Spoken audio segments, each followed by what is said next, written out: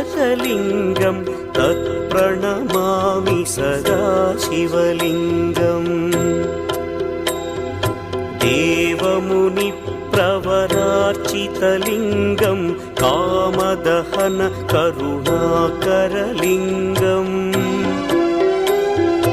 रावणदर्पविनाशकलिङ्गं तत्प्रणमामि सदा शिवलिङ्गम्